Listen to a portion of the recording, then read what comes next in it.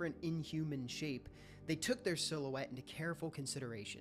And I think they nailed it. It's very easy to identify the Onimushas by their composition. On this page, we get a look at the Onimushas and their Shinto inspiration. On their revealed torso, they have Ofuda tags, paper talismans commonly found in shrines. They're considered to be imbued with the power of gods. The ropes around them could also be derived from shimenoa, ritual ropes used for purification, which both fit so thematically well for trying to contain or purify the power of an Oni. And as far as their weapon goes, they wield a naginata that's longer than they are. Next, we get a glimpse of how the Onimushas almost looked after awakening. First thing to notice is that their signature horns are absent in this version, and in their place is a headpiece. Beyond that, their hair color shifted fairly late in the process to make it pop more. And in the final design, we also get to see more of their claws and arm markings. I think the one we have in-game is absolutely the winner here, though I'd be lying if I said I didn't prefer the fierce-looking teeth of the concept. Now let's take a peek at the Onmyojis and their fox friends that they're journeying with. Onmyojis are said to be practitioners of magic and divination, and I'd say that comes through both in their look and skill animations. What's fun to me is that both the Onmyoji herself and the fox change in awakening. Here's a beautiful illustration of what she looks like before and after awakening. And here we get a look at 3 unused transmogs. This one may have been inspired by the Tengu. These creatures belong to Shinto mythology and are considered to be yokai. In this one, she has wings as well as more of those Ofuda tags that we saw in the Onimusha segment. Some religions believe them to be harbingers of war, which would be oddly fitting for Summoner's War. The next one is bearing a sakura branch and appears to be walking on water. There's a certain tranquility to her pose, though it also looks like she could be about to expand a domain. Unlimited Void, maybe? And this one's just dope. It seems like she's made a pact with a vengeful spirit, and something about the blindfold and the mirrored design between the two tells me she may be able to see through the ghost's eyes. Really cool concept that I would love to see explored in the future. Next, let's talk about many players' first 4-star, Lapis and her sisters in the Magic Knight family. The majority of these character sketches look close to the final design, though like the Dragon Knights, it seems that the Magic Knights were almost made to be lighter in personality and tone. It's crazy to me how much can be portrayed through sketchwork like this, but the pose and the smile show that there was a version of the Magic Knight that was less serious about her job. This one didn't get far in the process either, so maybe there's a general understanding that someone who's reached knighthood should be a little more intense. Next, we get a look at the Hot Summer and Sword successor skins, along with isolated looks at the sword, tattoo, etc. But what I really want to talk about is the array of lost transmog concepts. This first one feels like it could be a neighbor to the Hell Ladies. It's a very similar outfit to the standard issue Magic Knight armor, but the sword, horns, and shriveled claw hand give this skin a uniquely evil air. Probably my favorite of the bunch, this concept aims to manifest the Magic Knight's arcane spells as a sort of ink. Lapis seems to have conjured her sword, armor, and even a little bird-like creature with it. Y'all probably know by this point, I really like the designs that break the mold and challenge what a character needs to look like. I love seeing that here, though I imagine this skin probably got repurposed as the beach skin for the Paladin family, since it does have a distinctly Paladin feel to it. An incredible illustration of the Passion Rose skin frames the next page, and it's nice to get a glimpse into the iterations leading to that transmog, as well as the Magic Student Council skin. Getting to see the process that leads to the skins in-game is my favorite part about the Summoner's War art book. It and a lot of other great Summoner's War merch is available on the online store, so if you want to follow along with the series or jump ahead, check out the link in the description. I'll see you for the next one. Bye-bye.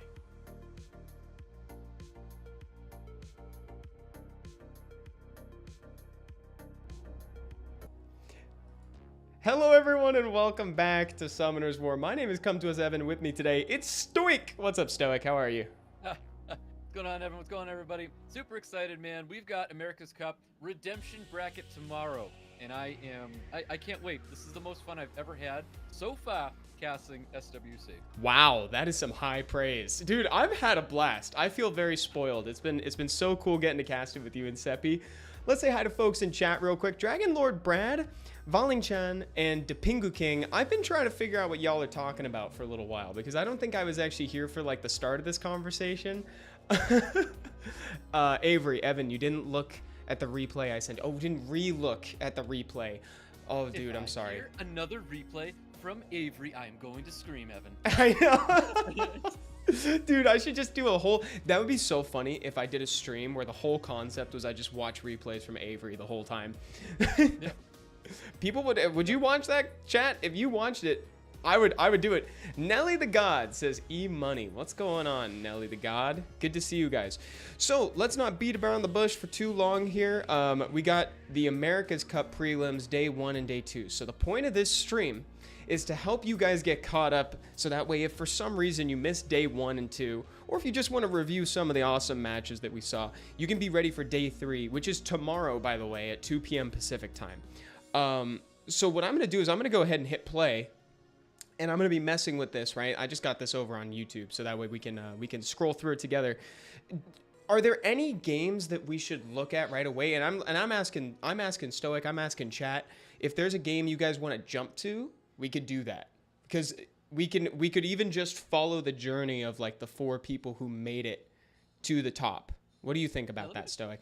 I'm gonna pull up the U.S. bracket and just see where like my ups and downs were. Obviously my downs kind of go into that match number 2 with Fallen Flower versus Thompson. Big fan of Thompson. I love this man, but you can't take anything away from Fallen Flower, because I feel like a lot of people kind of counted Fallen Flower out this year and maybe didn't even have him on like, you know, their targets or their predictions to like make it through quarterfinals or even make it through semifinals. And I think Fallen Flower played incredible. Yeah, he really, really did. In fact, actually, that's a great point, Stoic. I'd love to survey the chat real quick. Who had Falling Flower in their prediction? Let me know if you had him in the prediction. I'm here for the unofficial comments. Well, that's what you're going to get today, Death Trap Snap. You're going to get the unofficial commentary today. This is the stuff that's not aired. This is not allowed. This is after hours commentary. So let me just kind of, I'm gonna kind of clip through some of this. This was the day where we saw a lot of Wedgeat gameplay. That's right. Yep. Yeah, now I'm starting to remember this. So if I remember properly from this one, Thompson kind of didn't draft a lot of protection elements. You know, it's like, and I think this first round actually, did he win this first round? No, Thompson actually got 2-0'd. Oh, his dear. plan every game was a Oliver, which totally justifies, like, it's a super scary unit.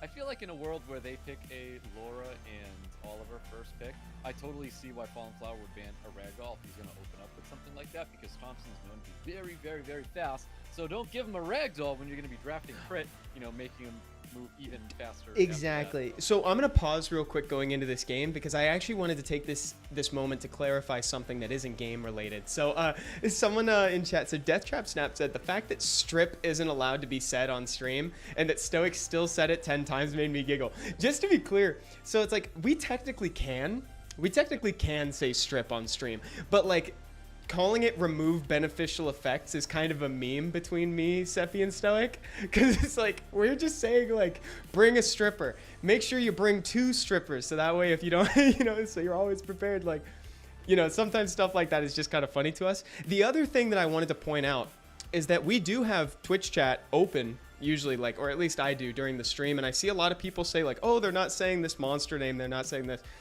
One thing we are, and I'll say we, even though you guys were doing the predominant casting for the matches, we are incentivized to say the family names of the monsters so that there are less barriers to entry from a viewing perspective if like a new player watches. So when you hear someone say like Water Monkey King instead of Shihao, the reason we do that is to try to make it a little more accessible for people. And the moments where we say their actual name is actually technically, I guess, that would be us slipping. You know what I'm saying? So it's like if we say Bella instead of Dark Cannon Girl, we're supposed to be saying Dark Cannon Girl, if you think about it. That's like the, you know what I'm saying? But like, you know, to a degree, it's like we do our best, but there's a lot going on, right, Stoic? Yeah, exactly. And for the unofficial commentary of like this match right here, both players actually drafted multiple strippers, so both of them are going to have a great time. Exactly. Yeah, they're going to have a great time. Your amount of enjoyment is directly proportionate to how many strippers you bring into a game. I took a sip there. Unofficial commentary. But yeah, so I just wanted to throw out a couple of those things because sometimes, you know, we don't get the chance to really say that. Y'all killing it. You stop, Evan. Yeah, dude, thank you. That's so sweet. I just want to address that because I know sometimes folks it can be a little confusing for people coming in. Yep. And then another one, like I feel like a lot of people don't understand, is like you said, we try to use, or we've even been asked to use, either unit names or what they are, because it's easier for newer players who don't understand what a Water Monkey King is, or seeing what a Water Monkey King is. And also saying Shihao makes it a little bit more difficult. But also for when some community names out there, like I know it was funny. The year I said Chungus, like we are asked not to use like nicknames. Yeah. Exactly. Yeah. So sometimes it's kind of, because I see people like say like, oh, they don't know the game because they don't say like the names of the monsters. Dude, that is not the case. It's purely for the viewing pleasure of like people who are newer to the game, because there are people out there like who are maybe in like the position of like, okay, come to us KDA from Trial of Katie. She's like started playing the game. She's getting really into it. Doesn't know every unit's name yet, but it's easier to use descriptors instead. Chungus and Evolution. Yeah. On the topic of let me explain myself, talking about casting. Yes. So guys, when there is a moment where you're like, why are the casters talking so much? I want you all to know we're buying time and we're asked to buy time. Yes. If wait, this is great. That we're playing a tournament and we just love Evan, I love talking to you. I love talking to you too. It's a great time to do this during a tournament. Yeah. Let's just talk about the game and not get into any matches, because this is what we want to do. Okay? Oh no, my guys, God. we are buying time. We're buying time. This is because we're asked to do this. If you wanted the dead silence, like, hey, maybe they'd ask us for dead silence. But yes, guys, we're talking because we have to buy time. We have to buy time. Not because we want True. Exactly. If you see us go on for like 5 minutes of talking, something's happening. It's like we're just trying to get us from point A to point B. Title of the stream is "Let Me Explain Myself." I love this, dude. I love that this is becoming like, here's a peek behind the curtain. This is what's happening. Oh man. Did you guys watch Sean B casting Asia? He was having conversations with himself like he had a co-host because of time buying. Oh, that's hilarious. That is so funny. Yeah, Chungus and Blushin should be the official names though. Yeah, I would agree. There was not too much to comment on for that game anyway, so let's keep moving on. I have so much to comment on that. Would you like to comment on it, Stoic? Stoic, please. We don't need to go back. Go back. Okay, then I'll go forward. Why, Thompson? Why? He brought out the Dak Painter, and I'm like, no. So I get it. So we have the Dak Painter. He gets to throw the threat state on top of the Juno. Threat state's nice. Healing the team. I understand that combination. But that wasn't the world we were supposed to. So that was the one comment.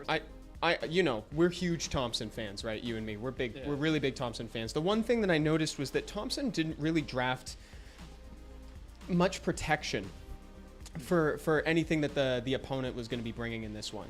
Let me just kind of skim through this real quick. Love the Seimei. I think I might be thinking. I would love to actually talk about this right here. Yeah, here. Let me get the full draft. What is it? This disclosure here. So keep in mind, both these players are incredible. These guys have played their way, got into SWC, multiple time SWC players, even a champion here as well. So whatever we say doesn't mean this is like law or anything. Right. True. These guys got here because they are good at this. Good game. Disclaimer. So Laura first pick and Thompson and Chung Peng are the first picks here for both these players here. Thompson is demanding turn 1 right now. He's got the 24 speed lead, and I get it. Falling Flower is probably a really fast player. Dropped in a 33 speed lead, but with the Hay Gang as well. Interesting, okay? Obviously, the Hay Gang is the response to like Chung Peng strip, yada yada, this, that, and the other thing. Now, since Thompson's already demanded that turn 1 right now with his playstyle, for me, when I saw Seimei and then I saw Ragdoll, it's like now it's turn 2. Yes, it was turn 2, but the Seimei for me felt premeditated. He was expecting that Light Monkey King, and when the Light Monkey King hit the ground, I think that should have been a shame on Falling Flower in my opinion, because he justified a unit instead of nullifying a unit. I think Falling Flower could have even made the draft. I know Falling Flower won the match, but I think Falling Flower could have made a situation a lot better when he takes Thompson's Seimei and says this is a useless unit out there. He gets to ban whatever he wants and gets to play against 3 units. But the Light Monkey King, in my opinion, justified it. I think he could have went with a Miles on, maybe he doesn't have Miles, but he could have went with a Miles to go with his Oliver. Even if he did like a Miles Raccoony, in that kind of instance of drafting Miles Raccoony, Chungpung and Water Ryu can't do enough. There's just not enough damage coming from. Are you saying Miles Raccoony over here, Stoic, on the side of Thompson? Over here. Yeah. Okay, sorry, I was reading chat. Situation of because what he did was he justified the same. So if he had gone with True. The only thing is that, like, the thing about the Seimei is because she limits everything to one turn, right? You know, it's like this is only one turn. You know, so it's like it's still. I mean, Seimei is like not entirely my problem. I guess what I would have liked instead is something that they need to like kind of dance around a little bit. I don't know. Oh, but he's got two. This is just such a solid draft from Falling Flower. Like these 3 units, like between the Laura, the Oliver, and the Hagang are just so good. Because like what I want from Thompson here is I want something that makes Falling Flower jump through a few more hoops to get his strategy online. So it's like I was thinking something akin to like immunity. Like let's see what a Wusa's like. But he's got answers to Wusa. He's got the Hagang to strip it in post. He's got the Oliver to shut it down ahead of time. So it's like Falling Flower is really got a good solid 3 first units here. The Moore and the Chungpung, like you said, are demanding turn 1 respect with Thompson. Yep. I would have liked maybe Thompson to race him. You know, I think you kind of hinted at that where it's like not just a race either though. I think Thompson should have drafted aggressive. I was expecting to see like a Narsha, because you remember game 1, like this game 1 with Han. I think you're right. I think you're 100% right because like these 3 picks are definitely turn 2, and like once you're turn 2, that's exactly where Falling Flower wants to play. He wants to abuse that slow start so that he can reset your monsters and kind of take control of the game. It's easy to say that in retrospect, but like as we see the match play out, right? I'm gonna get us into the bans. I like the Oliver ban. Kind of. I like this, and the Seimei ban was definitely right. It's like you said, he kind of justified it, so he had to get rid of it. What you're going to see is that the opener is going to make it so that Thompson just falls under full control right from the start. Yep. Oh, Filani says my favorite duo. I had no problem with Water Ryu Chungpung. I thought Water Ryu Chungpung was a fine stat, but the way he finished off the rest of his draft, the Seimei didn't feel right. It's just not a world that I thought Ada was going to be super impactful here. And yeah, I think Ragdoll's a fine unit. I don't think Ragdoll necessarily was the place he didn't deserve to be. Yeah, I agree. There's a lot of AoE, so you're going to get some incidental attack bar gain. Yeah, Ragdoll's okay. I think it's more the Arda that I had an issue with. And the reason why I want Stoic's volume is low. Hold on, let me turn up Stoic. I'm going to bump you up. There you go. To me just a little bit as well. But even thinking about like units that Thompson has, like he's got the Pontos 24 speed lead, and you know, I believe he runs that Pontos on Violent as well. So like his ban already was Oliver. And I know he has multiple strippers on the field as well, but still like a Violent Pontos, super dangerous. Second skill with the silence and whatnot. Now, obviously the Hagang kind of is pretty good against the Pontos, but even a Pontos, I think, would be even a better response than the Ada, but I do think instead of the Seimei, it should have been something more aggressive. Maybe Light Vamp just is that good. Maybe he is. So we've got a couple things from chat I just wanted to shout out real quick. First is Link Zelida says, "Hi, first time here. Welcome. This is a fun stream to be the first one. Stoic and I are doing a review of days 1 and 2 from the prelims right now, just to get everybody ready for day 3 and to also offer additional comments. Maybe if something kind of slipped by, you know, we've had more time to think about stuff. You know, I've already said hindsight's 20/20, and now we can kind of look at that. Depingu King says it didn't really feel like he being Thompson was drafting a better comp more than he was responding with LD units. I think." It's not about responding with. I don't think anything to do with it at all. Because something you got to remember about RTA in our current meta, the current environment, the LD units that are being presented here are not better than other elemental options. It's more about, I think what happened is Thompson saw early aggression and AoE, right? Like look at what's being drafted here. Like Laura hits the entire board. Hagang hits the entire board.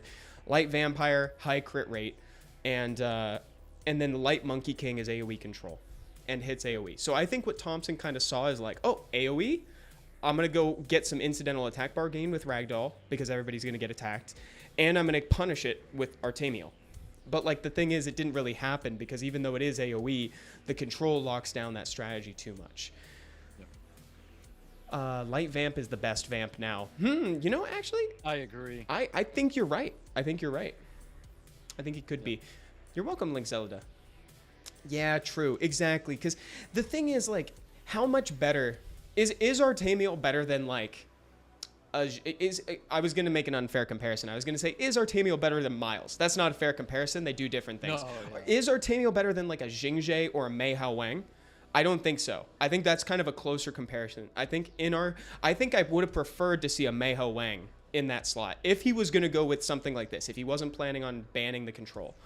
So Arta's the response in taking turns when it is not your turn. Like, that's the only reason why Arta comes to any draft here. And we're talking about pretty much just like revenging based off of what your opponent's done. It's like a Kinky, it's like a Zinghe, you know, those kind of situations. And I think what he was looking for was that out of turn stun, so the despair stun's coming from out of here, but that just was not happening there. I think I believe he has a Kaki. I think Kaki would have been a better result because Kaki, you know, if it's ruined on Violent, if it's ruined on Despair, these are revenge defense breaks, so in situations of Violent, Proc's able to capitalize off of the defense breaks is probably a little bit better in that situation. I would have been okay if we saw a Kinky come out over a Ada. But Ada also brings like a little bit of sustain with the second skill, of course. So in both units, all the units are probably ruined extremely well. So next, I wanted to see, does chat have any closing comments about that one before we move on? I can't believe someone could lose with both Arta and Ragdoll. They're both staples and mascots of the game. Well, the thing is, it's just like, it's kind of the way any unit, yeah, I mean, Stoic's got both of them. But do you draft Arta Rag every game, Stoic? No. And you can't. That's probably my biggest meme of like my career. Exactly. Just draft Arta Rag. People in chat, draft Arta Rag. No, and the fact of the matter is that Arta and Rag fall prey to kind of the same thing. And that was the thing, you know, the thing of crowd control. You know what kind of, I say this half in jest sometimes, but like when Artemiel fell out of the RTA meta was when Elucia got her second awakening, and now everybody has an amazing answer. Literally the first monster, the first 3-star given to you in the game defeats the mascot of the game. And so now everybody has an answer. So that is a control monster. This is a control comp. Both Ragdoll and Artemiel falter to that unless you bring immunity. You want to know what that unit did? You want to know what Elucia did? Elucia started a trend is what happened here. Where Elucia was like, wow, Elucia is so good at keeping Ada back. And you look at other units that are styled not just like Elucia, but they're like, okay, so they don't have an Elucia, but they have this, and that keeps Ada back. And they've got this, and that keeps Ada back. And it's just all these things that are pseudo-Elucias in different forms. Well, whether it's sustained CC. And like that's kind of like things that come out and just totally nullify it. But before, people weren't drafting an Elucia. People were mostly banning out in moments of just always critting. And he was too good back then. Very true. And the other thing I wanted to add on to that is that also right now, Tessarion has come back in vogue because we're in a very passive heavy environment. So it's like Tessarion plus Arta doesn't mix super well. What's going on, GG? I see GG in chat right now. Oni's ruined any crit-based response passive. True, says Magic Mort. Exactly. Very true. Okay, so let's go into the next one. Firas versus Bida. And I don't know how much we want to jump into like spoilers. I think we're okay with chat. We're going to spoil this. If you guys want to like enjoy the tournament on its own, like in the way that it proceeded, I think maybe you should watch it separately because I think we should just kind of speak freely, Stoic, to get people up to date. I agree, Evan. You are so kind on this topic. What I will say is shame on everybody who has not watched it live in the first place. Yes. Shame on you. True. Right, Mort 2A Miho ruined the meta. So Onis came in soon after as the counter. Right. Yeah, Miho never recovered from that. And the crit rate bug getting fixed. Man, yeah. Magic Mort says, I love that Bida was playing Speedy. Those are my favorite drafts. I completely agree. I think like those aggressive comps are really fun to see in RTA because there's kind of an element of risk to them, right? You know, it's like there's confidence in picking it. You're saying I know I can get turn one and I know I can capitalize on it, or and honestly, like there's risk involved because these units are not the tankiest thing, right? So, the new Shiho, so good, dude. So I'll tell you one of my struggles here with Beta. Okay, I think he's a great player. I think he definitely earned his spot here. We had some great showcases, and he's going to get a shot to, keep himself alive here going into the redemption bracket. This is something that I usually say when I see somebody's comp based off of units that they draft here. And right away, we saw Tableau, Jameir, Ethna. These were high priority units for Beta. And what happened during the tournament is it really showed how much he relied on these 3 units here. And that's like a really, really big problem thing. If you want to look at yourself as either an America's Cup champion, Europe Cup champion, a Summoner's War championship finalist, you got to be so well-rounded that you're not bound to anything. Your ability to surprise your opponent is like astounding if you're able to do this flawlessly. Beta was in a position where there was no surprise. Yeah. And I believe in all of his matches because everything just heavily relied on that Jameir Tableau, and then very fast units where it was like Ethna and clearly Water Monkey King. Yeah, and Tableau towards the end has a way of just like making it happen too. A lot of the, he can kind of proc into oblivion as well. Not to say that it was based solely on that, but he's just good. Oh, look at the Praha. I love seeing Praha at this play. People in chat looking for Magic Mort. He is in fact on YouTube. We're streaming on both Twitch and YouTube right now. I'm gonna skip forward just a smidge here, just a smidge. Yeah, and I think we kind of my shirt, by the way. I like the shirt. To my incredible lighting. I like the shirt. Yeah, Firas took the first, which is pretty good. I think we kind of touched on this during the broadcast, but it's kind of it's worth saying again because it's springboarding off what you just said, Stoic. It's like Tableau Jameir is a known quantity. It's kind of like people know how to play against it because it's a little ubiquitous. So kind of like you said, having that crutch of leaning on these units over others can kind of be a little bit of a detriment for players like Beta. Yep. Yeah, so I know Beta did take down Firas. Spoiler alert. Spoiler alert, he does. Match, one of his biggest struggles was his opponent. His opponent was reading him, and that's the worst case scenarios. You can't have your opponents read your the moves you're trying to make. That's a very, very big weakness in my eyes. It may work on the ladder, and I think that's great when people find something that really works for them, especially when it comes to ladder. It can be extremely tilting. But when you get into tournaments, people, where every player is looking for a read, and these are like great opportunities for them to take stuff away, perfect pre-bans, and then draft accordingly going into next matches. Yeah. Speedy, I just wanted to shout out, great job on the TOA clear. Speedy said that they're a new player who just hit level 50 and cleared TOA normal. Congratulations on that.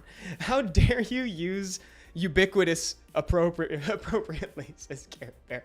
Okay, so look Shout out to Barian real quick. We've got the classic right here. Barian's in chat? One of my favorite players in Summoner's War. This guy is a class act, and I would love to see more of him. Oh, I'm glad that dude. He's popping up in chat more and even streaming more himself. It's good to see you, Barian. Thank you for coming by. It'd be awesome to see you in competitive play, man. It was so much fun. I still remember getting KBBQ after I think it was SWC 2017, actually. After SW, I've never had the pleasure of meeting. That was Barian. pretty fun. I have met Barian. I remember when I met Barian when I first started playing, and I think he was looking at my Galleon or something back then. I was asking him very new player questions back then because I had just started in that January, right? So I had been playing for just a few months at that point. KBBQ, you say? Dr. Delight, what's going on? Mobile Masters win, bro. Mobile Masters, so good. Okay, so back at this. Now we're looking at the Firas versus Beta game 2. Douglas fits very well into this, so I like that he put that pressure on him. I think that's great. He just wants to play with those 4. If I'm not mistaken, oh my god, I'm gonna sneeze. This is so embarrassing. If I'm not mistaken, I think this is the first game where we kind of see Rakuni really pop off. So what I see here is Beta knowing exactly what Firas will never ever play against, and it's Douglas. This is Beta. Honestly, I love that draft because he brought that Douglas to the field, and I think Firas could have had 5 water units, Evan, and he still bans out the Douglas. Yeah, he hates Dougie. He absolutely despises the Dougie. And yeah, so it was a forced ban, and let me just see what I think about that. I think Etna's okay. I think Etna's fine. I really do think Etna. I could also see banning a Cigar, but I think Etna's good. You don't. She's got such a high base speed, and you don't like getting locked down early. But Firas found a way to draft like the same unit basically 3 times. You know, it's like Sekhmet does that, Sagar does that, Etna does that, just in different ways. It's like, how do you want to do it? Do you want to increase their cooldown time or do you want to stun them? So, Yep. And you get rid of the AoE death break, right? So like, so that's the thing. So Wusa going first is actually it's pretty good. It's very smart to hold. Yeah, it. as a Swift Wusa, like you just don't see it enough, man. And I think Swift Wusa, I think most people, if you're able to pull 2 Wusas, have 2 Wusas. The Violent Wusa is so easy to rune, man. It just requires no like skill at all to rune up a nice Wusa for Violent. But a Swift Wusa, I think that can be really, really handy to have. Let's instant replay, big res, one more time for the folks at home. Charming voice, resistance. Oh, dog. You could almost quit right after that. That like, hurts. The bottom left option. I'm telling you right now. Calling you. Firas had it open. He had it open. It's The second really he saw the calling. resist, And now bottom Chung left, Pung's and then dead. just waits. So I think I may have been thinking of a different game when I said I think this is the first time we saw Rakuni pop off. I think I'm probably thinking of a different match. But like this, yeah, this is honestly just kind of cut and dry. It's one of those times you bring Sekhmet to do a job. When she doesn't do the job, you really feel it. Like it's kind of that situation. And also, I just realized, Stoic, that we're going to have the luxury next time of having those changes from 8.0.7. Yes. Now we're going to know when things are resisted. You're welcome, chat. And now we're also going to know whose turn is next. Because I could kind of see in the moment where it's like, in this moment, Firas was hoping that Sagar was going to cut and go next instead of the Tableau. Only took 9 We years. have been asking. Yeah, it took a long time because this goes back to the Island Grown podcast. Can't tell you how many times we've heard this exact thing be requested by players. I looking was for literally different colors of debuffs. Oh yes, the different Who's colors going and next? lingering for longer. That was the thing that that was on the same sheet, same day as when I was like, we need rune rarity to stay the same. I also said like we need resistance to stay on the screen for longer, so that way you can tell if something is resisted or not. And we got the different colors, thank God. Seeing the turns is a game changer. Yeah, seriously.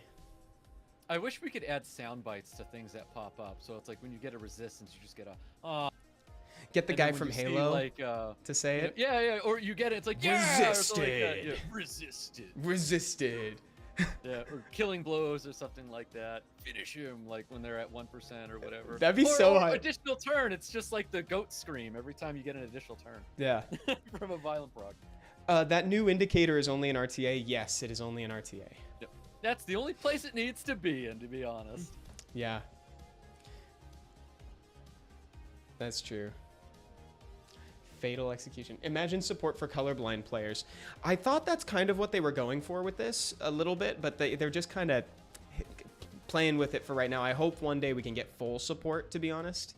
Dude, the narrator for Darkest Dungeon would be amazing. It's iffy. That would be so dope. That would be so great. I would absolutely love that.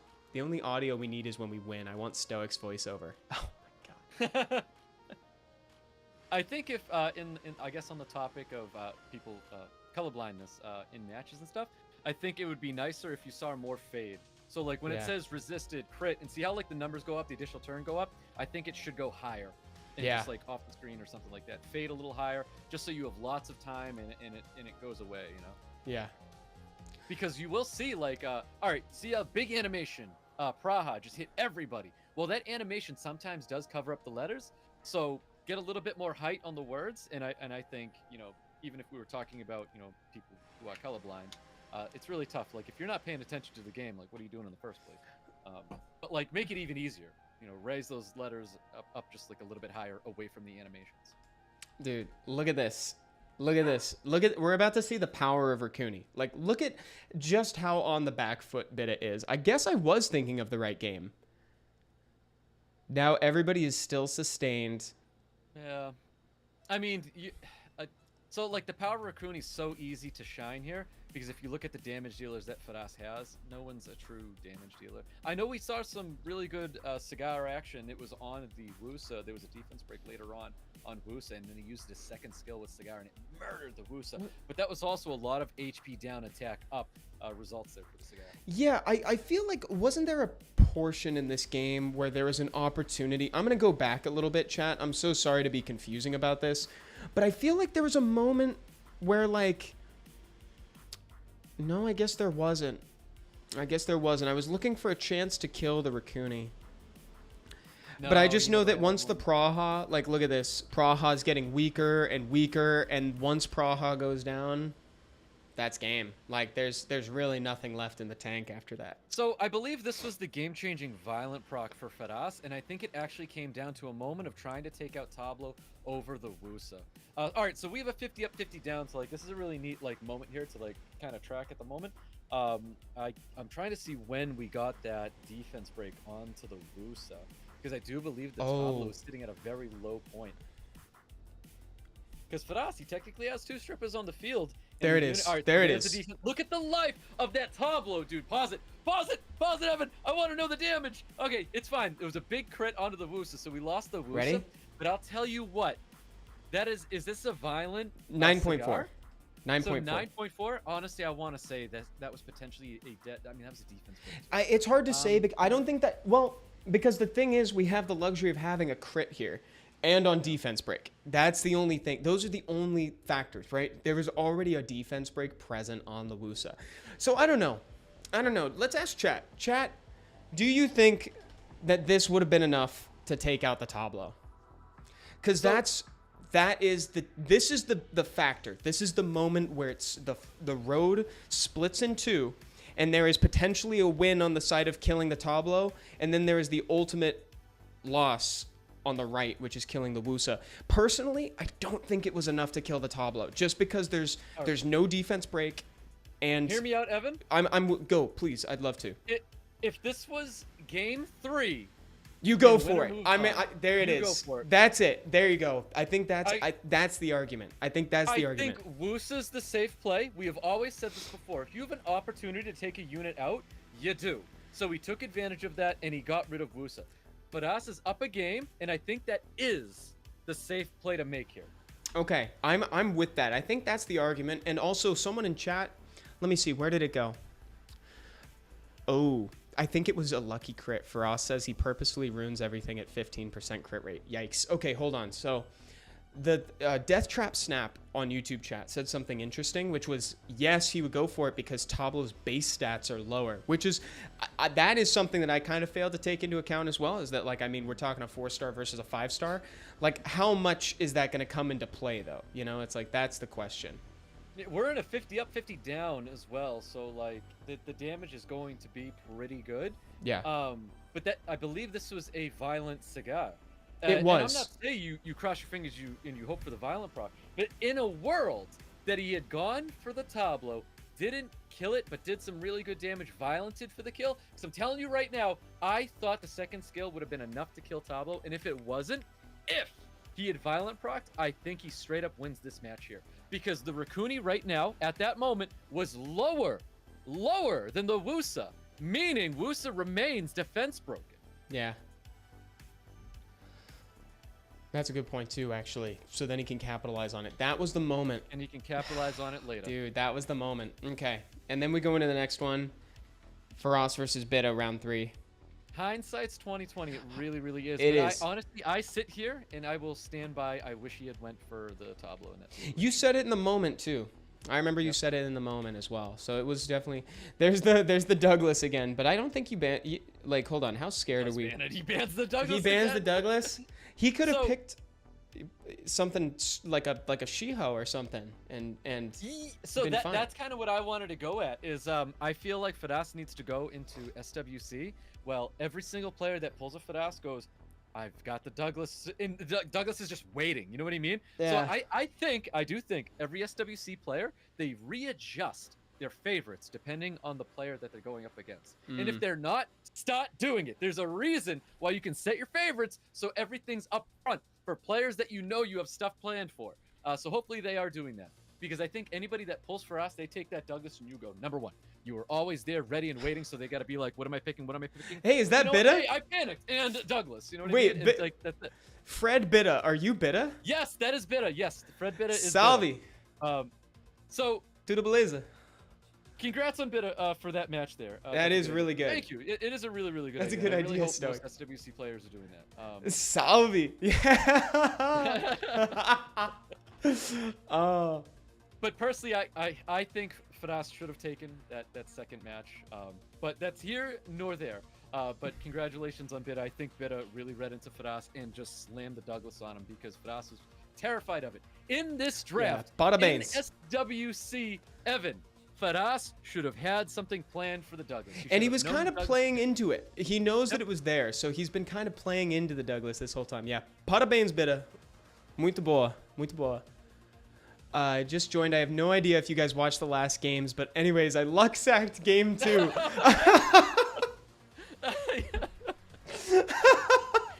Oh my god. He did luck sack game 1 though. Yeah. Oh my god. Oh, GG. I love the upside down smiles there. That's great.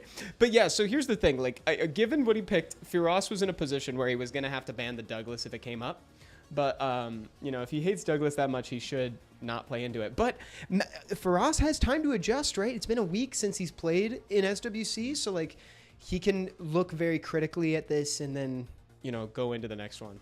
Like, even for Firas, like, I know Firas has played the Babur before, but I would love to see some, like, Babur hitting the table, more Masha from him as well. Water Monkey King, high aggressive water damage dealers. I think these are really, really great, impactful things. Obviously, I know he doesn't have an Abelio, and Abelio would be great. I don't think he has a Miles either. Yeah, we love a humble competitor. That was credit to Bitta as well. Again, that was really good assessment of what to attack, because it's like, even if you don't land the defense break, you can kill the Etna. If you don't land the defense break, you probably can't kill the Vanessa. So that's the sort of like decision making that like that's the minutia that's makes and breaks games, and I really like that call. So just good gaming there. The reason I bring this up too is I think Barian was joking in chat saying luck is a skill according to Chinese players. You know, knowing how to put yourself in a position where a swing of luck can actually swing the game is also something that's known. It's like threat assessment. It's like, you know, game knowledge. It's all this stuff. You're putting yourself in this position where it's like, oh, if this unit procs, I'm good. You make educated decisions based on what could potentially happen. So, you know, I think to a degree there's skill in luck management. That's what I would say. So for Bitta here, I honestly do believe Bitta could guarantee 2 units hitting the field almost all the time when it comes to Firas, and that is the Connell or Fire and Bison and Cigar. He knew for a fact these 2 units were going to be brought into the majority of Firas drafts, and those are 2 units that he definitely prepared for. No way. Stoic. 100%. Spiers is here too. Spiers said that. Hey. Dude, wait. Let's go back here because he actually made a point. He said that that Firas landed the stun on the wrong unit. I don't exactly remember where that was, but we'll go back and take a look. We'll take a look at that. It's good to see you, Spiers. Stunning the tableau is 100% a better play.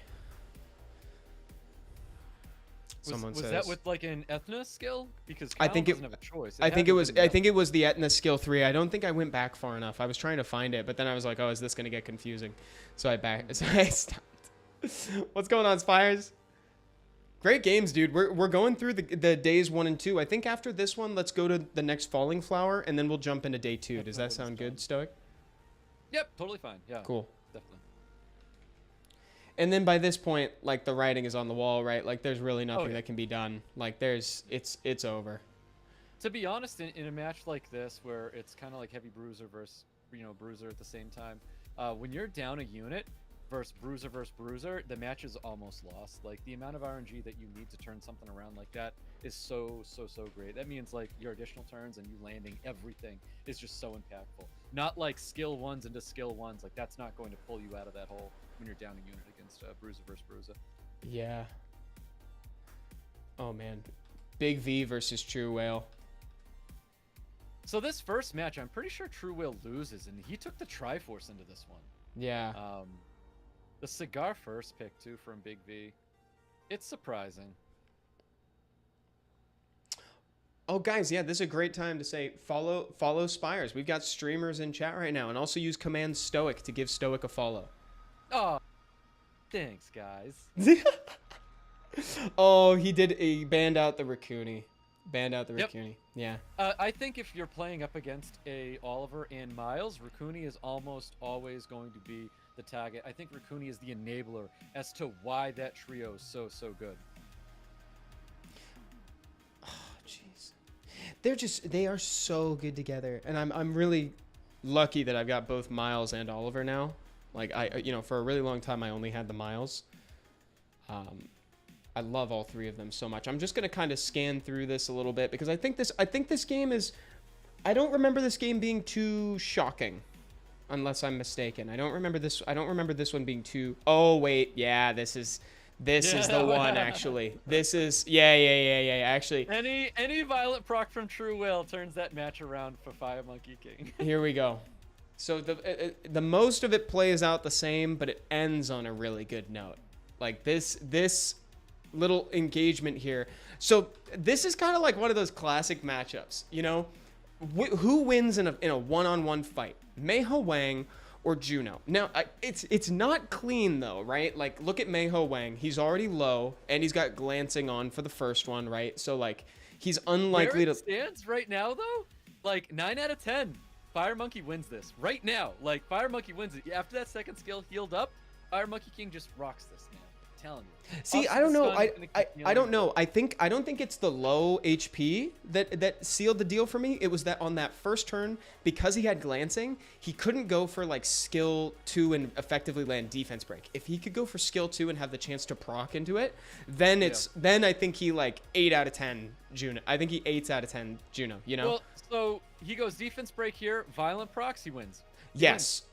But that first turn, let's go back.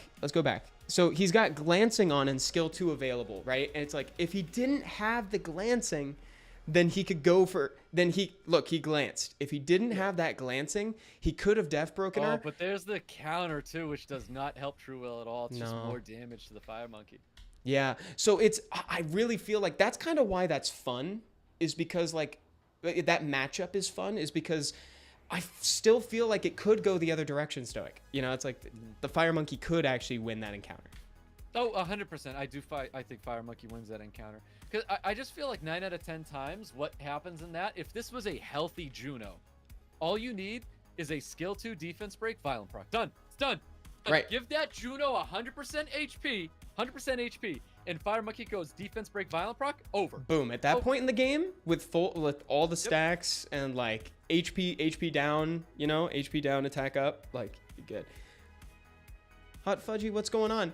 Kind of expected more from True Whale in this matchup. Well, honestly, I think True Whale he drafted pretty well. What do you think, Stoic? So in this match, right? I believe it's this match. He plays Super Control, and I thought this was great. That Dak Pudding Princess was absolutely insane. This was a match where True Whale showed a playstyle that he doesn't often do. He doesn't play this a lot, where he goes like lots of attack bar manipulation and full control, because like he thought about everything, went back and forth with the pushing attack bars back. It was a great play and highly enabled by Wadjet and the Raccoony, but the problem was the Dak Pudding Princess later on in the game. I don't know what it was, but Dak Pudding Princess gets an opportunity to turn it around. I forget. Yeah, Elena gets the strip, and then she's got that skill 2, but I don't think the skill 2 lands for a while. If I'm not, pardon me scanning, guys, but this is normal proceedings, right? There's not a, oh, here we go. So now we get the strip and the slow. Why did he get that though? Leading up to that moment, Evan, what actually happened? Let's go back a few seconds, huh? Was there like a targeting of choosing not to push back the attack bar of it or something? Let's look. So there is a provoke. So everything's cool. And is there a proc? So he procs out of the provoke, and now his skill 3 is available, gets a slow, and now we're starting to see a tempo shift. So my new question is, he has a cigar on this field. What was his last before that additional turn? What was his last reset? Oh, he has a cigar on the field. What was his last reset? His last reset. Let's go back. Was there a mistarget with the reset? Here we go. Okay, there it is. What was it? I'm gonna guess Okeanos. Nope, it's her. He rezzed it. Oh, Rezzed he it. That's Rezzed it. right there. That's It's literally, right there. guys, literally before stream, Stoic was talking to me about this. You know, Stoic's been having kind of a tough encounter with like accuracy resistance checks lately, right, Stoic? Yes.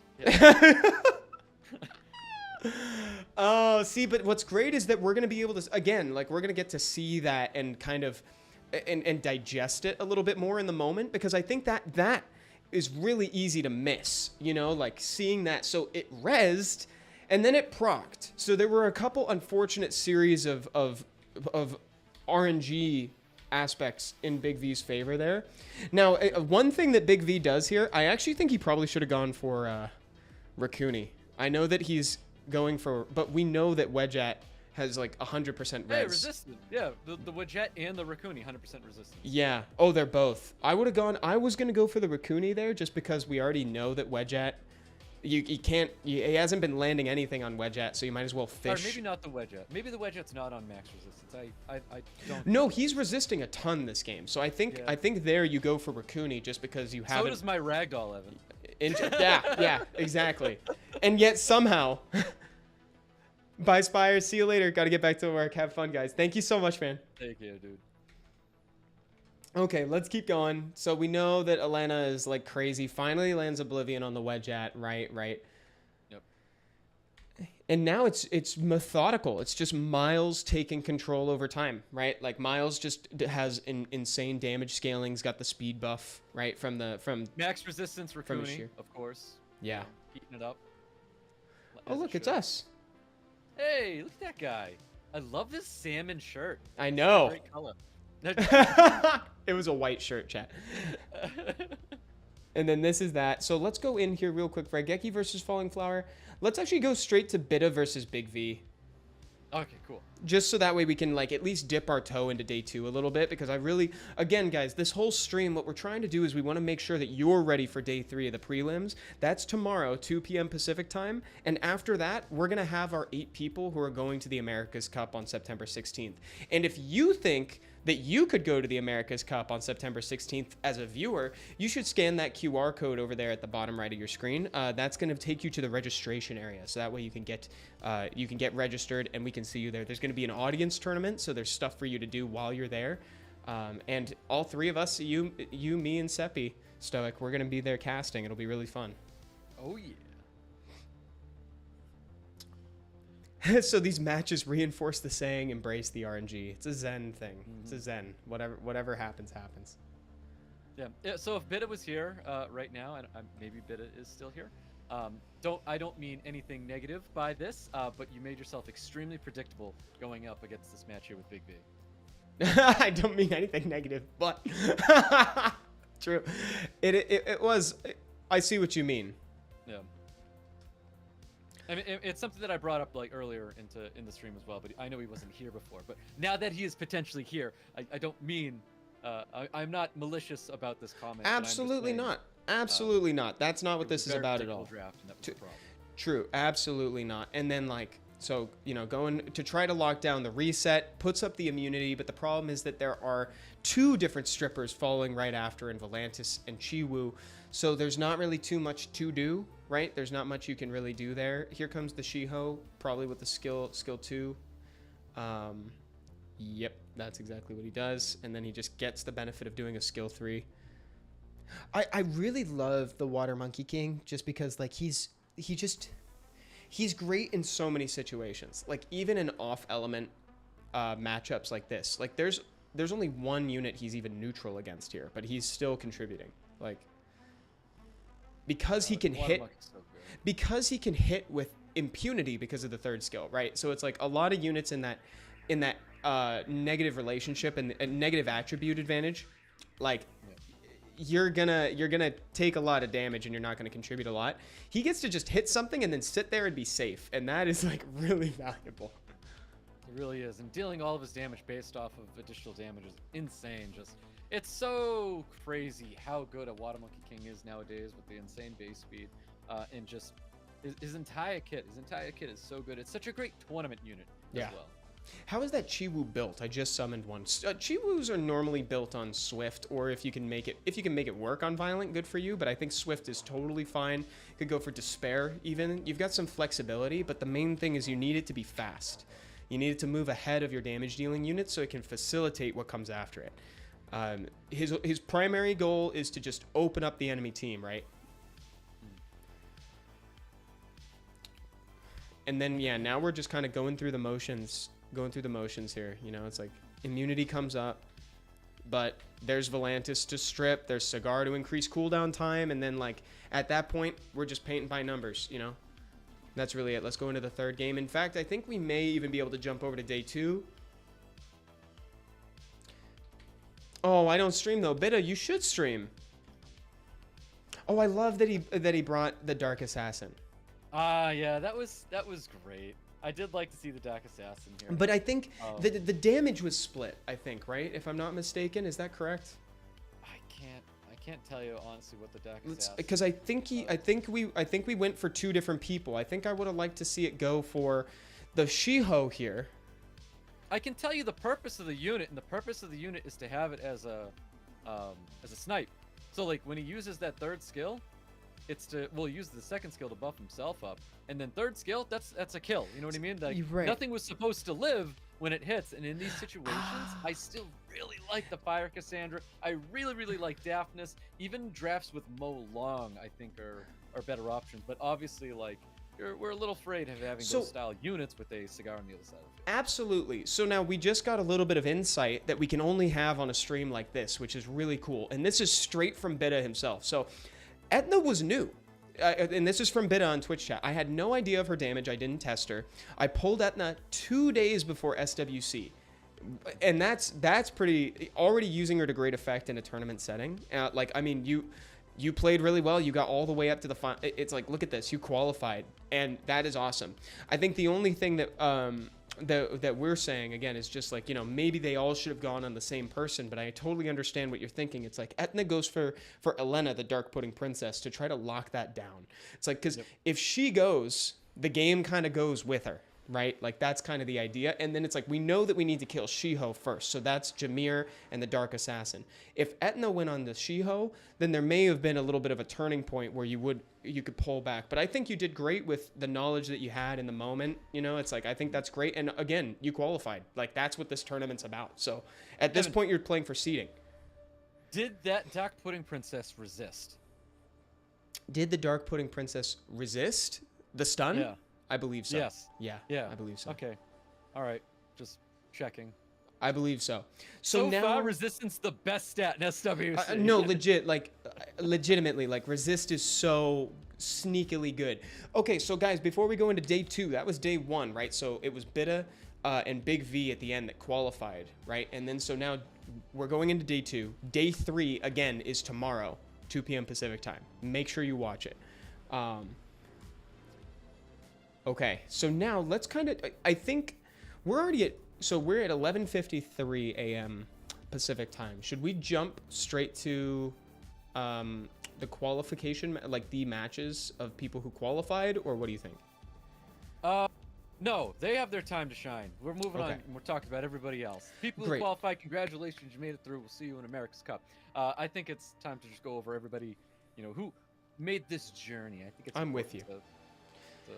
The real question now is, when does the Dark Pudding Princess not resist? Says the Pingu King. Well, we'll see, because it's not the end of this unit, that's for sure. Dude, so, you want to know what's becoming amazing? What? Strippers that do stuff. Like, Vanessa. Vanessa. Vanessa. Shiho. Like, absolutely. Yes. Even Praha. She strips AoE and then she does stuff. So what I'm saying is, like, Haegang's back in the picture. It's Strip Glance. We've got Chiwu, Strip Glance. Yes. What else? Varisa, Strip Glance, Attack Break. Yeah, so when they're able to remove beneficial effects and do something else, these units are becoming even greater than before. Yeah, absolutely. Like this kind of reminds me of how in MTG they kind of solved like card draw in red. Like it's just kind of similar. Or like, you know, it's like or 3 mana rocks in MTG is a better example in Commander. You know, it's like it's like 3 mana rocks fell out of vogue, so now you make a 3 mana rock that does something, you know? Like I know that was a very niche reference, but like I know we've got some MTG players in the chat. So they'll get that. But yes, because units that just strip have kind of like fallen to the wayside because they don't contribute anything after turn 1. Like Chung Pung. Chung Pung is amazing. Strip, What's the defense break. term I'm looking for? When things get buffed and then everything has to like reach this. There's been a when Power everything shift, gets- maybe? Is it Like power something shift? like No. that? Is it power climb, power Creep? Is that what you're looking power creep? for? There it is. Power creep is the word I'm looking for. I would say And that I it's a think little. That's what's kind of happening with strip though. I see what The- you're the saying. Power creep back then, if it strippers were great. Every draft needed to have one.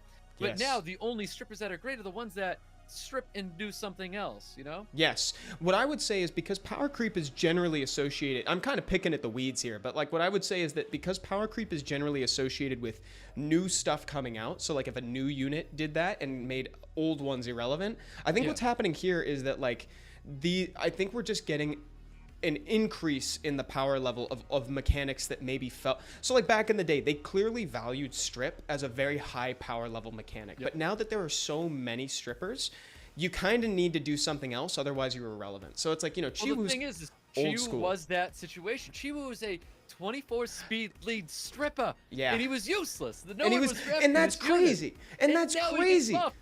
That's crazy, right? Because, dude, a 24 speed lead is so valuable. And then, like, in a strip, an AoE strip that pushes attack bar backs, in theory, should be so valuable. But he just didn't contribute anything after that first turn. Like, he was just a dead unit. You know, he was just HP at that point. Now Barry- he plays glancing, and apparently this is the greatest thing ever. And now it is the greatest. Because, like, another example.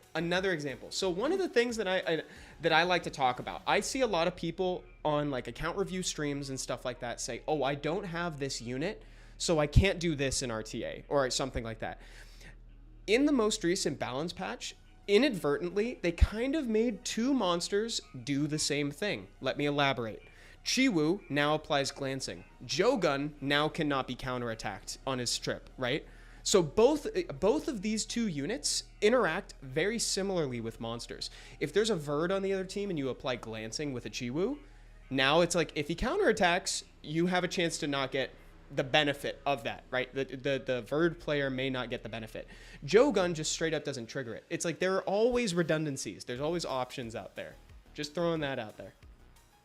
And if you're ever thinking like you can't be successful if you don't have X, Y, and Z, just know that Firas also played in SWC and is still competing to this day. True. And that man's missing a lot of units out there, a lot of very impactful units, and he's still here.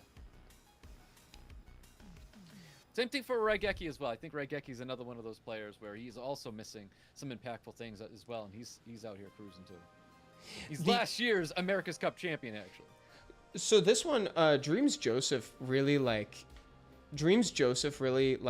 brought some powerful monsters. The things that I wanted to highlight were just the fact that, one, his Masha was insanely strong. Like, as soon as it got a turn, it changed the game. Like, every time it looked like Dreams Joseph could be losing, Masha took a turn and killed a unit. Then the other thing that I wanted to bring up was that it was kind of weird, the placement of the Vanessa and the Camilla, right, Stoic? It was his second and third pick. Like that, the Camilla was super early. Mm-hmm. I don't like the Camilla early pick like Neither that. do I. It And surprises me that it he comes did back to so haunt him. well. It comes back Yeah. to haunt him. So for me, it's going up against Dreams Joseph and not respecting that Masha. Yes. And that's something that played into Dreams Joseph's next match where the Masha was respected. Yeah, look at that. It was pre-banned. Here's the Camilla. I get the Camilla because of the Meiho Wang, but like the problem is that it loses. Camilla generally loses to Oliver, right? Because like she can't do anything against the attack bar reduction. So I still think that like that Camilla was drafted for one unit in play, which was the Meiho Wang. And so I to me it was a little bit early again, and by early I mean I don't think it should have been picked. Yeah, correct. Yeah, it seemed like an over adjustment, and like too big of a course correction for something that wasn't even a problem. Because look at Miles. Miles doesn't care. He doesn't crit. You know, he doesn't need that. Exactly. He's gonna. There's carve actually through. worlds where the Fire Monkey King can 1v1 and take down a Camilla as well. You're so, right. Like, I just don't like Camilla. So Camilla's utility is that freeze in 2 turns slow. It's so impactful, especially if she's violent proccing. She's incredible. But guess what? You're not getting that freeze on a Fire Monkey King. It's So a I good wouldn't point. take a Camilla to counter Fire Monkey King because you can't suppress Fire Monkey King. Yes, that's a good point. And here's another good point too from Lucas Neo in chat. He should have banned Oliver and left the Fire Monkey there. Honestly, that would have been better because he drafted Camilla for the Meiho Wang, and we know Camilla's not getting banned because he picked the Miles and he's got Oliver. So it's like, you wouldn't ban the Camilla. And You you wanna were know right. why Dreams Joseph lost this match? Oliver. Yeah, it was Oliver. He just wasn't ready for Oliver. Look at this. There's no immunity. There's no nothing. Oliver's gonna get to do his thing, completely unhindered. Like that's the thing. If you're gonna let Oliver through, you can't just let him do what he's gonna do without at least making him jump through a few hoops first. So what said he was letting the Oliver through actually was that Fire Pudding Princess. The Fire Pudding Princess is there for the Jackson. Miles and Oliver. It's the Jackson. It's the at Jackson. home. It's Jackson at home. So that's the unit that, like, if you heard us talking, if Seppi and Stoic were commenting on it, it reduces the amount of reduction, basically. You know, so it's like, you know, he used skill 3 to suck up 100% attack bar. He only gets 75, I think. But it ends up not being as big of a counter as you think. Oh, here we go. Here's an example. Watch this. So you saw, well, actually, she resisted, so that was not a good example. Here we go. This is so strong, Evan. Let's try it again. Resisted again. Never mind. I don't think we're ever going to get to see this, actually, so never mind. You know what gets really, really gross is if you actually go out of your way and pay attention to all the resists in the game. It's Yes. man. That's you'll lose sleep. You'll lose sleep thinking about it. Okay, where is this? Let's see. Let's keep going. Keep going. By this point, I mean, it's done. It's done. Yep. Like, by this point, right? As soon as you see Oliver still alive with just a Camilla, I'm just going to fast forward. Let's go into game 3. It is now tied game point. Oh my God. We remember this. We remember this. So this is actually where I give a lot of respect to Dreams Joseph. Did he take the 33 speed lead here? I think he does because Leo gets banned out. Yep, he took it. Yep. Okay, yeah, so big credit to Dreams Joseph. I know he had the 33 speed lead. Wind Robo won it. Mm-hmm. Whoop, right there. Oh. Yeah, Well, it this was is on good. the Shan. It was getting the Yes. Shan there. And then you reset, so there's no follow-up. Yep. Had to skill 3. Had to. But Shan was going to be what keeps that Masha back. Right. So I agree with the glancing being applied. It's 2 turns out there. Me too. But that skill 2 is bound to that Masha. Yes, I get it. That Wind Robo is a big target, but that skill 2 for Chiwu gets bound to the Masha and does not leave the Masha. Exactly, because like how often do you come across a buff block which is going to keep that immunity off? You know, it's like that's... Yep. Yeah, I'm 100% with you on that one. I think the skill 2 should have gone on the Masha. It accelerates it further to getting dismounted, which gets you closer to winning with more, right? And then, and yeah, the Robo's a non-starter. It just shouldn't have been on the Robo. Yeah, see, there's the Despair Stun on the Chiwu. Chiwu was totally made irrelevant after that. Yeah. If Chiwu had at least gotten that second skill onto the Masha, you're just trying to open yourself up for anything else after that. Right. But I do feel like that should have stayed there because he only had one opportunity to place it in the first place. Absolutely. Oh, dude, the Doman. Yeah. Oh, this is the Dormammu. Doman game, bro. Oh my goodness, Dormammu. She's come to bargain. Seishizo put troublesome unit, Shan on man. the spotlight on his last tier list video. That unit is crazy. It's a hybrid between a Bernard and a Tayor. Yeah. Oh, Shan? Shan's great. Shan is crazy. That's a very, very good unit. And it's so wild to say this, but like as soon as you can't kill the Doman and like the curse goes out, it's already over. Like that was just such an impactful opener. What does Zex even have to stop Praha? Praha's sleeping herself? Is that it? Nothing. The- That one was there's just no as response to it. extremely fast. Extremely fast. Oh yeah, there were some cool picks here. Dark Cassandra was really neat, right? So I think Zex doesn't have an Oliver because the Interesting. pre-ban. Wait, no. So Zex pre-banned Yan Hong when I think he should have pre-banned the Dormammu. That shouldn't have made it in. Yeah, because now he's in a position where he has to kill it, right? Yep. Which is doable, and I think he does it this game, right? I think he kills the Dormammu so that way the curse doesn't stay on. Oh, he resisted it. Wow. Resist is gonna haunt everybody. Oh no, never mind. He did leave it. Oh, you got it. Okay. I think he did resist it one time though. Yeah, the curse. Oh yeah. There's a curse out there that resists on whatever the most far left unit is. I don't know if it's this match. Might not be this match. Unless, of course, we end up seeing like a Shizuka revive and then he gets a curse off. Dude, this Raccoon is doing everything in his power to keep the team alive. Look at this. The Raccoon just does not go down. Yeah, crazy good unit. Crazy monster. Okay. Now we go on to the next one. Doman's still getting picked. Mm-hmm. Free-man on the Oliver. It makes sense. The double robos with the Jameer is kind of cool. Raccoon for the win. Honestly, Raccoon's power was on full display in day 2. I think Raccoon has the best showing in SWC right now for I think China, so too. For APAC, for Americas. And I don't think he actually really gets a ton of respect in the span of like threat assessment until Spiers' games. I think, wasn't it Spiers that takes out Raccoon like right away in one of the games? Dreams Joseph that used a Masha to murder Raccoon. To wipe out the Raccoon first? Yeah. But I think that match has already passed. I think. I know that he did confirm a kill on it early, so that may have been. Yep. I think that's the one problem with Raccoon is a lot of people look at it and go, it's got Nat 3 base stats. So it needs an insane amount of rune quality for it to stay alive, but Raccoon really does stay alive. That left side artifact, like, you know what's on that, and it's damage down from every element. Look at this. Let's get the replay, Stoic.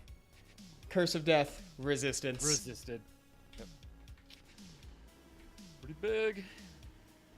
And yeah, now it's just coming back, killing. I mean, honestly, like, this was the nerf. This was the one time where you see Shizuka's nerf come into play, right? Yep. Brings him back, and he's short one turn, and then after that, it's just done. Madreamd just brought a team that was more capable of staying alive through a mid game, you know, and conversely, Zex didn't bring enough damage to prevent you from going to the mid game in the first place. Yeah, that's definitely expected from Madreamd, though. We know Madreamd to be a super clean drafter, a very safe drafter as well. Yeah. Okay, Zepha versus Crocodile. And Zepha... Let's see how Zepha does this one. I kind of forget this opening game here. I forget this opening game. I'm gonna let it play. Like Zepha just kind of gets like a clean victory, I want to say. I felt the same way, and notice he's not using skill 3 because of the Hey Gang, which is really smart. He's got some nice patience there. Bruno says, hey everyone, how are you doing? Doing really well, dude. Thank you. What up, Bruno? The unexpected Doman picks are the best, says T-Monster91. Honestly, that was really hype. I think day 2 had some pretty awesome drafts. Like, we got some good stuff later, too. We got some light Ezio gameplay, right? We got light Ezio, and we got water Ezio. I was not a fan for the longest time. I know, and that was so funny to have that talk live. Like, look at this. Look at this. This is crazy. How do you come back from this? How do you come back from that? You don't, is the answer. Is this it? This is the one. Is this the one? Yes. This is it. This is the one. With the light Ezio. And also Water Mayho Wang. The Water Lich. Yes, yeah, the Water Lich lived. And I believe what I was saying is if that was any other snipe unit, I think he dies. Like, if he had went with that Dark Cassandra, because I know he has the Dark Cassandra kills Water Lich, I think. Depingu King, But we like have a I said, tropical it's not. storm warning in LA. That's first in a while. Yo, wait, I heard somebody talking about that. Do we have a hurricane coming What? Really? or something? Is that right? I live in LA. Hold up, guys. Wait, hold up a minute. I see a severe weather warning on my phone. Why does it say severe weather warning on my phone? All I know is in Massachusetts, when you get severe weather warnings, you're like, all right, guys, close the windows. And that's it. Okay, maybe that'll be us. I'm hoping. Bunch of rain, bunch of wind, no one cares. I'm But hoping that's that's just us. because we have the I don't think economy is the right word here, but like we've got the sewage and everything, so like the water flows. Have and hurricane everything. The streets are just made for this. Uh-oh, dude. I hope I maintain my internet connection. We've got stream tomorrow. Oh, you're right. We've got the yeah. broadcast tomorrow. Uh-oh. Thank you, Hot Fudgy. Actually, it's not just you. It's everybody. The broadcast is from LA. Oh yeah, that's a good point, huh? You're the only one that's safe from it. So Gigi said, "Welcome to Florida." Yeah. Oh, it won't hit until Monday. Okay, scary. There you go. That's good. So we get SWC out of the way, and then you can go and buy a boat. And this is the game that kind of showed why you weren't a fan of it, right? Yep. Oh, and also yet again another example of the nerf. I don't like that skill too, man. Like, cool. Like, threat state chilling on Shizuka. Like, neat. So, threat state, for those who don't know, threat state actually acts as some sort of, like, defense buff. Units that have threat state receive less damage. It is true. He's right. It's kind of like, you can think of it as like a reverse That was brand. an attack buff Water Lich hitting threat state. Yeah. Did fine. And You know it's what I mean? and Handled that. does he bring it back? No. Zepha does win this. Wait. Where's the never mind. Zepha Scannings. wins because of Shizuka. Oh, here we go. Now we're one turn away from doing it. This is pretty exciting, to be honest. Like, this is pretty exciting. This was one of those games where it's like, it was a roller coaster to watch live. The Light Guardian Angel gets the full team wipe with the Laura third skill. This was a really good match. Oh, and then we needed Shizuka doesn't bring this back. No, she doesn't. Yes, it does. He snipes the. No, Laura No, wins. right. Laura, Wait, does Laura win? Laura wins. Watch. Oh My Laura wins. God, dude. What a game, man. That was such a good game. This was amazing, dude. Yeah, And this that was a just really good one. this was just great. I mean, Zepha brought a really unique strat. We got to see it work. We saw his engine get online. We saw how well it sustained. You know, Laura wiped it out and everybody rezzed from the Soul Protect, but then it was just like that one. It was one HP left over, right? Mm-hmm. So that was just a great game, and it wasn't decided by procs. In fact, you felt the nerfs on Shizuka for real. Like, there were several times where the Ezio would get revived and he'd have one turn left on skill 3, and it's like, oh man. You want to know what I'm kind of struggling with right now? The pre-bans on Zibala. So, Zibala is just a water Sekhmet Ethna, and like that's that first turn control style. Like, why the Zibala and not like, if you're gonna pre-ban Zibala, aren't you also worried about an Ethna? Aren't you also worried about a Sekhmet? I guess so, but I compare. Zibala is a little bit of a hybrid between like one of those CC lockdown units and also a facilitator like Shizuka, because he gives the turn. You know, it's like, you know, Shizuka revives and used to reduce cooldown time. Zibala gives half a turn and also reduces cooldown time. And that's generally pretty valuable, I would say. Like, people usually value that pretty highly. And the fact that he puts you on cooldown for effectively 2 turns. It is 1 turn, but you don't get this cooldown back as long as you're frozen, right? So Yep. it's effectively 2 turns. Got wind and fire, puppeteers, no water. Richard Morales, the water one will come. Don't worry. Which one is he looking for? Oh, he's looking for his Zavala? He's looking for yeah, me too. Looking for, yeah, me. That would be a really cool I'm looking unit. for a lot of new water units myself. What other water units do you want? You want Shizuka? You want the water? Shizuka, Nana. Honestly, I still actually want a Manon so I can do some out of Fermion nonsense. That would be really good with your comp. That would be really good with your Zavala. comp. And then, like, if they're attacking Manon, they're critting, you're gaining attack bar from Ragdoll, you're getting bonus attack bar with Jackson. I actually could see Manon being... Dude, Manon could be really good for you. Like, really good. I want it for, like, 2v2 and, you know, just like a surprise fun comp I think would be entertaining to see. So now, what time are we at? We're at 12:15, guys. So I think I'm going to jump to Zepha versus Spiers, because those end up being the two that are qualified. Do you mind if we jump to this, Stoic? Do you mind? Oh, yeah. Okay. Totally fine. Is Spiers still here? Spiers left. Spiers left. Oh, he went back to work. No went back way. to He's work. definitely he's working, but he is listening. I hope he's listening. Spiers, you violent parked so much up against Zepha, but Zepha had great revenge. Dude, honestly, I felt like the... I'll have to rewatch, but I felt like the RNG was at least equal if it was there. It did. It evened out It did towards even the out. end, though. But Zepha went from, like, flipping tables and breaking windows and smashing devices to turning it around in the end. Oh. And look at this. Stoic, I want you to absorb this. I get The it. light Ezio was banned. He's a good pick. I'm not about it. I whatever. But Firas, what a bad band, dude. Bad. I hope you are listening. I hope you listen. Stoic hates your band. Dude, wait, no, Stoic, dude, it's so funny to me because, like, we've got this ongoing series, this saga of you being mean to Spiers post-game. I can't take it, man. Because if you didn't watch day 2, Stoic immediately after Spiers lost in America's Cup of last year, Stoic goes up to him to express how disappointed he is in him. And now he's like, this is a terrible band. And it's even funnier now because here's Spiers winning. You know, it's like he still can't catch a break.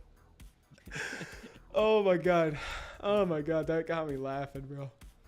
That's funny, Stoic. Dude, I can't wait for tomorrow. It's going to be fun. It is gonna be fun. I'm having a great time doing it with you and Seppi. It's great. I just can't wait to see who our players are gonna be that make our finalists for America. Me too. It's gonna be a great one though. I'm really glad. Like, dude, this last set between Spiers and Zepha was so excellent, and I can't express enough how happy I am that like Zepha's is the other qualifier from this tournament. You know, because it's like, dude, like this is it's pretty awesome. Like he played so well, and he brings such interesting picks. Well, no, Zepha didn't qualify yet. Oh, that's Zepha right. goes That's right. down to, He's sent down. What I mean to say is I'm so glad that we haven't seen the last of Zepha. I phrased that wrong. Sorry, guys. Honestly, I feel like we're guaranteed to see Zepha going into. I really hope so. Into world. Zepha's such a clean player. I think Zepha's something everybody has to like. There's not a world that someone goes up against Zepha in SWC and says, "All right, here's my free match." Like it's impossible. Zepha's too good. I think that. I think it's gonna be great. I think that Zepha can also bring some stuff that people can't really expect. You know, I think Spiers kind of expected it a little bit because if I'm not mistaken, I think Spiers told me they're guildies. So like, you know, I think they know each other better, and you could kind of tell that in the pick ban phase. They were being really fun in the pick ban phase, like both picking me Ying. You know, like that was kind of cute. It wouldn't surprise me if Zepha walked away from Malicious just to go into something not so like guild focus or something like that. Because I know Spiers isn't in Malicious. I don't think Spiers is in Malicious at all. Because I think Spiers too is. Oh, I can bring up his message. You know, because he may have said, let's go look. Me and Zepha are guildies. So yeah, see, he texted me saying I thought I was misremembering. I should have trusted myself. Yeah, that's. Nice. Good. Okay, only for like SWC players or people who are super ATA focused. I think it's great when they like step back from competitive guild wars and focus themselves and their grinding and everything on SWC. I just wanted to show this real quick. For a lot of them. Look at the damage, and there's no defense break on that Raccoony. There's no defense break on the Vamp. Like the damage coming off of this Kinky is unreal. I know it's attack buffed, but it's like. You don't often see Kinkies hit that hard. Yeah, that's a very, very good Kinky. But for me talking about Spiers, I think he can ruin that Kinky a little bit better. You know, how's that, Spiers? Hope you're listening. If Spiers is listening, remember, there's always room for more improvement. numbers. There's always a bigger fish. Stoic's just trying to keep Spiers humble. You know, that's what he's trying to do. He's been trying. Spiers is a really humble guy, and Stoic's like, I'm gonna make sure it stays that way. Ever since he let me down, though, I really want to see him do well this year. That's all. Jeez, bro. And then Spiers gets the kill, and that's the win. Let's keep going. We go through. Oh, the pajama. Yeah, pajama got banned. We didn't even get to see the pajamas go through. Yet. No, pajama's like really good and kind of isn't he a defense-based monster?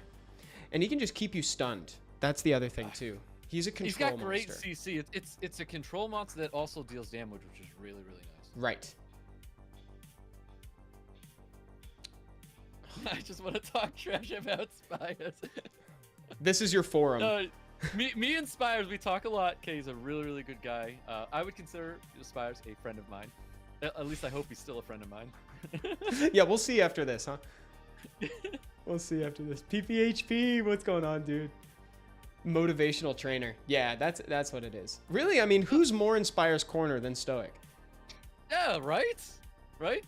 I just don't want him to disappoint Dad. That's all.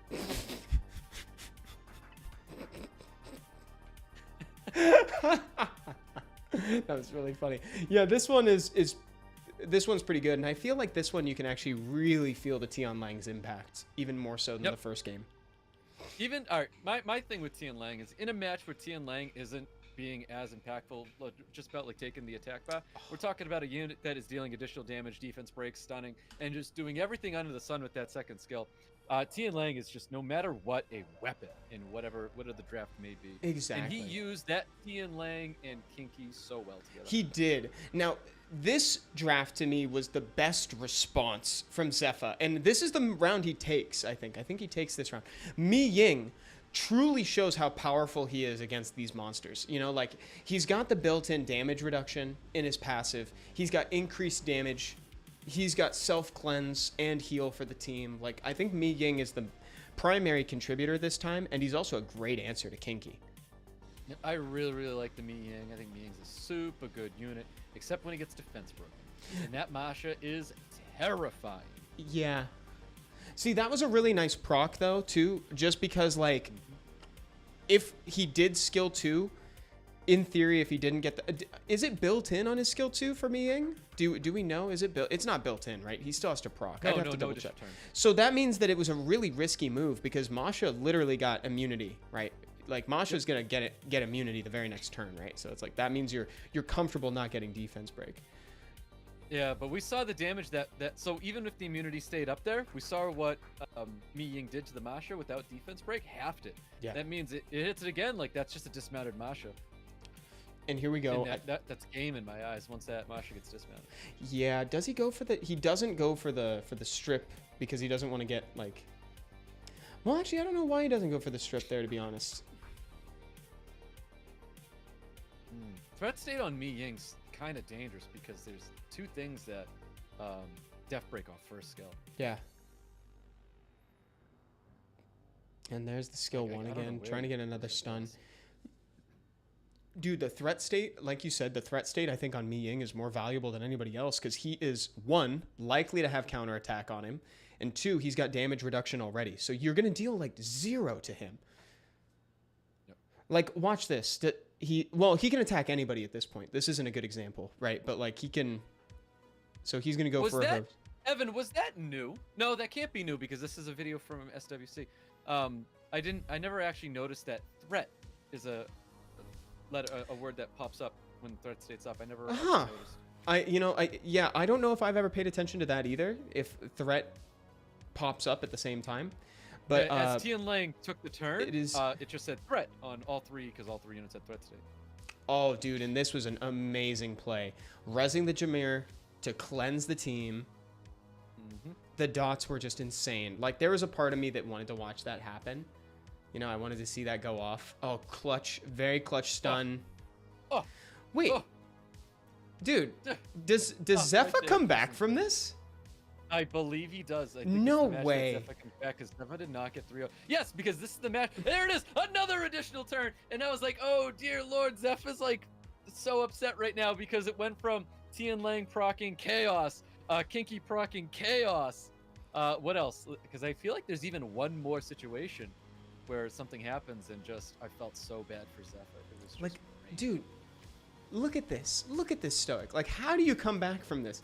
You put it back on Mi Ying, for sure. No, I guess he doesn't. Patience. Yep. Nice defense break. Gets He- an additional turn. Okay. He's very trusting. Spiers already had a double proc. Spiers had a double proc, so I'm like, good for Zepha. Coming back finally. Like, able to get a little bit of RNG.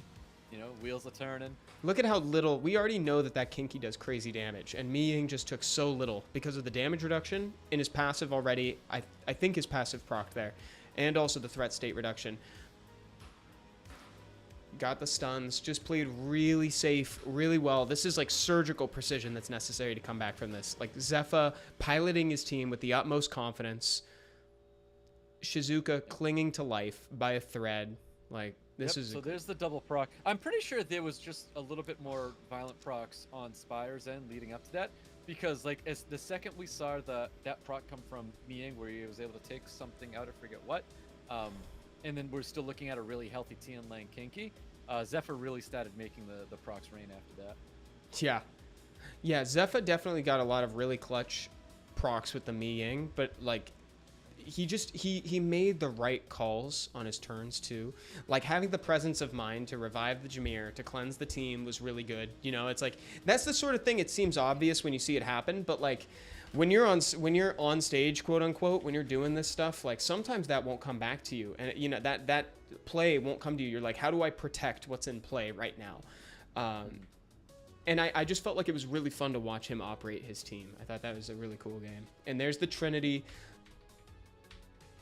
Ultimately loses with the Trinity. The Mi Ying comes back out again. You gotta ban the I love the Asuma. Cassandra pick. Yeah, you had to ban the Asuma. That's really tough to let that Leo through with a Miles and Oliver here. I really like the Cassandra. Why did the Cassandra not work? It's because all of those units are super tanky, and she doesn't have attack buff. So it's like no matter who you target, it isn't really gonna get you the results you need to win. And you can't crit on Kinky, can't damage the Moor here, and so it's just not enough to get you there. Like you just couldn't get there with the Cassandra. Like So you don't aim for an attack buff with Cassandra. Cassandra's ignoring defense usually should be enough to do something. So maybe the Cassandra wasn't the pick. Yeah. To take in here. I don't think so. I think we talked about a Daphnis, right? I don't know if a Daphnis was on the table to even be picked, but like if you took a Daphnis to replace the immunity that was on the cigar with a defense break and then nuke, but then you also get the shield, right? Like Yeah.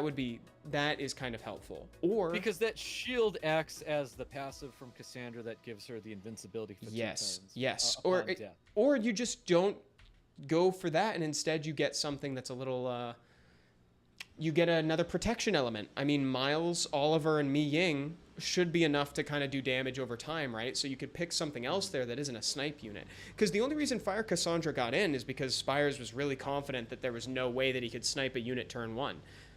Yep. Dude, life drain buff needs a buff.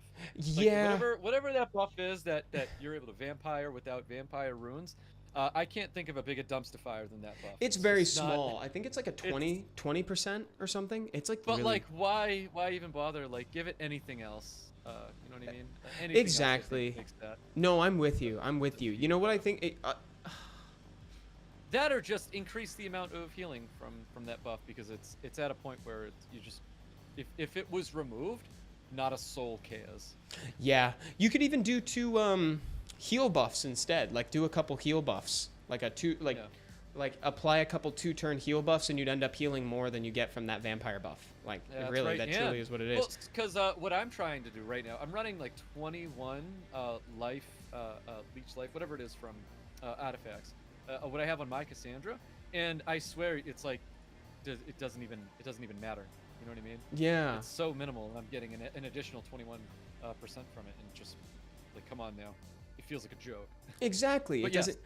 I'm healing buff would be a totally lot with better. you. It doesn't give you nearly enough, especially considering that your skill 2's presumably on cooldown at that point, right? So it's like, Correct. so you're only getting the life drain from skill 1. So I think you're entirely right. If And you this is not a unit that you put on Violent either. You don't put it on Violent to proc out of that invincibility. That invincibility needs to remain. right. T Monster says you should have picked Light Ezio. No, yeah. Yeah, exactly. You know, maybe like Ezio was the pick there. That is so funny. Guys, I want to thank everybody so much for joining us here today. This has been a really fun way to review the game, Stoic. Thank you for joining me, man. Of course, thank you so much for having me. I look forward to tomorrow, Evan, man. It is always a pleasure and so much fun to cast with you guys. The pleasure is mine. I can't wait, dude. We're going to have a blast. Chat, make sure that you join us there. Again, 2 p.m. Pacific time tomorrow. The stream is going to be on Summoners War Esports channel, just like the first 2 days, or you can watch it right here on Twitch, whichever one is more convenient to you. Make sure to stay on the YouTube channel Summoners War app because we got a new video coming out tomorrow. I believe it's the guide to Necro Abyss, which is going to be the 3rd in our series. And is there anything else that I need to tell you guys about? Make sure to scan the QR code if you think you can come to LA, but you got a little time. It's coming in about a month. Hope you all have a great weekend, and we will see you guys next time, okay? Bye-bye. See you tomorrow. Thank you guys. Fox change in Awakening. Here's a beautiful illustration of what she looks like before and after Awakening. And here we get a look at 3 unused transmogs. This one may have been inspired by the Tengu. These creatures belong to Shinto mythology and are considered to be yokai. In this one, she has wings as well as more of those Ofuda tags that we saw in the Onimusha segment. Some religions believe them to be harbingers of war, which would be oddly fitting for Summoner's War. The next one is bearing a Sakura branch and appears to be walking on water. There's a certain tranquility to her pose, though it also looks like she could be about to expand a domain. Unlimited Void, maybe? And this one's just dope. It seems like she's made a pact with a vengeful spirit, and something about the blindfold and the mirrored design between the two tells me she may be able to see through the ghost's eyes. Really cool concept that I would love to see explored in the future.